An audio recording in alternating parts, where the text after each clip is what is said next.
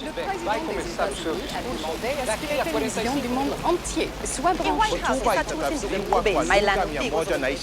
O presidente dele vai começar o seu discurso.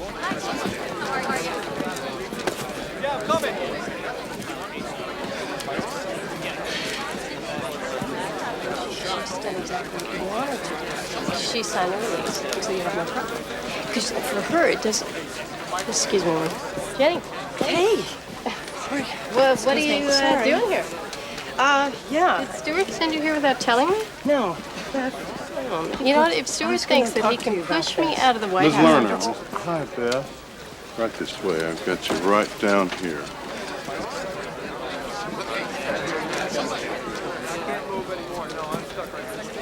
Excuse me.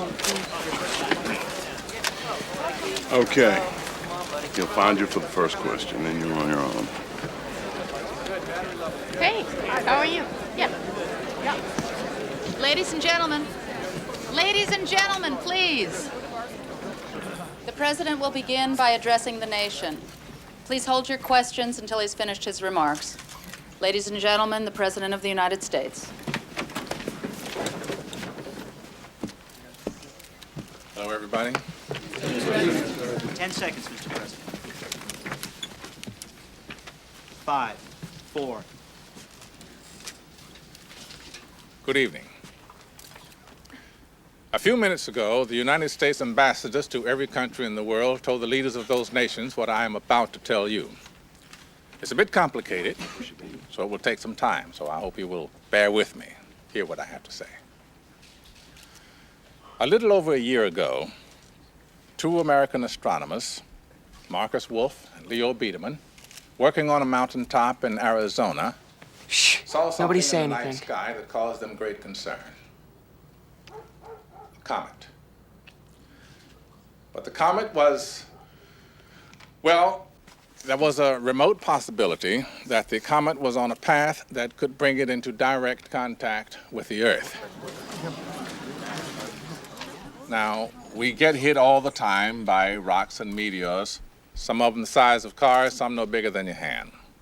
But the comet we discovered is the size of New York City, from the north side of Central Park to the Battery, about 7 miles long.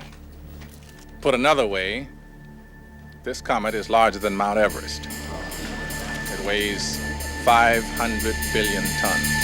Now, chances are this thing is Astrophysicists, geologists, and climatologists. Where the hell is science? Okay, Paris, Beirut, Tokyo, Tel Aviv. I want it everywhere. Did the Hale Bob stand-ups. And graphics! I need graphics! Comets began far out in space.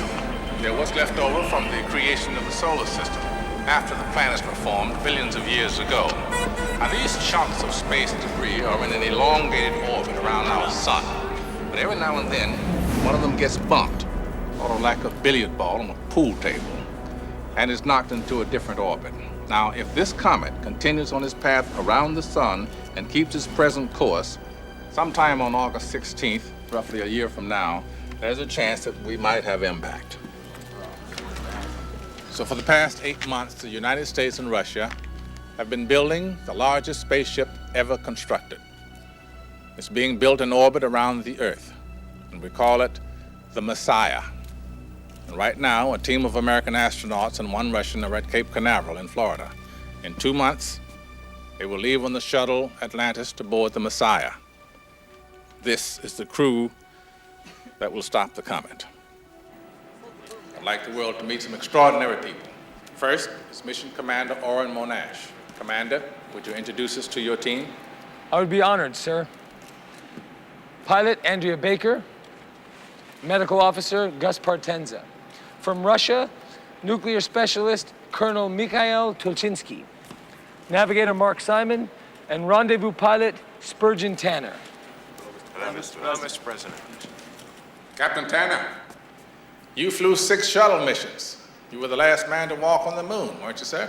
Yes, sir, but Oren here will be doing most of the flying on this one. I'll just be taking us down to the comet's surface. Well, it's good to know we're going to have your kind of experience up there, Captain. Thank you, sir. Godspeed to you all. We're counting on you. Thank you, sir. God, Beijing, Rome, St. Paulo, Cairo, Berlin. Does anyone know how big the one was that killed all the dinosaurs? nothing majestic, mysterious. It will be a fanfare for the intro and a theme to the longer promos. You want it hitting the goddamn earth? Well, that's what he's saying. Bring that up again. It'll scare the shit out of Tolerate any disruption of our way of life. Our society will continue as normal. Work will go on. You will pay your bills. There will be no hoarding. There will be no sudden profiteering. I'm freezing all wages, all prices.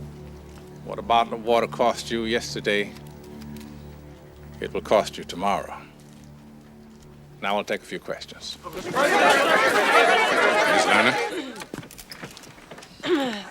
Jenny Lerner, MSNBC. Jenny Lerner. Son of a bitch.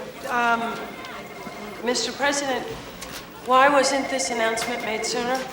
Well, until we knew we could build the rocket and the comet could be intercepted, we saw no reason to alarm the planet. Sir. You have another question, Ms. Lerner?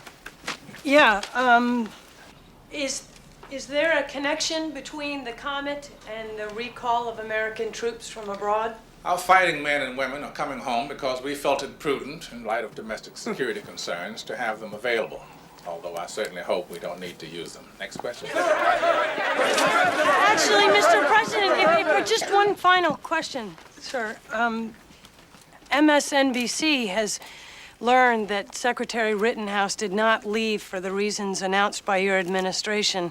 In fact, isn't it true, sir, that not everyone in your administration is convinced that the Messiah will save us?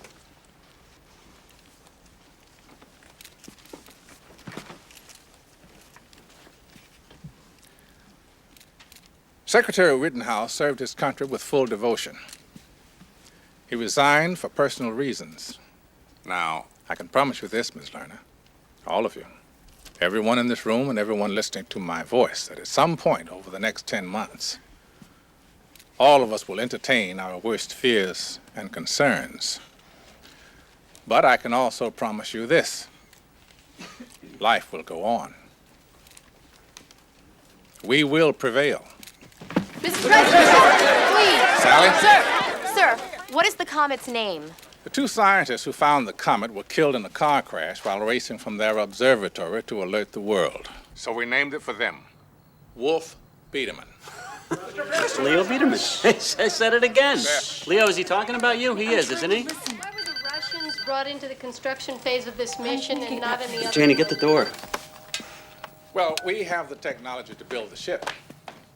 They have the technology to make it go. There's someone at the door for you, Leo.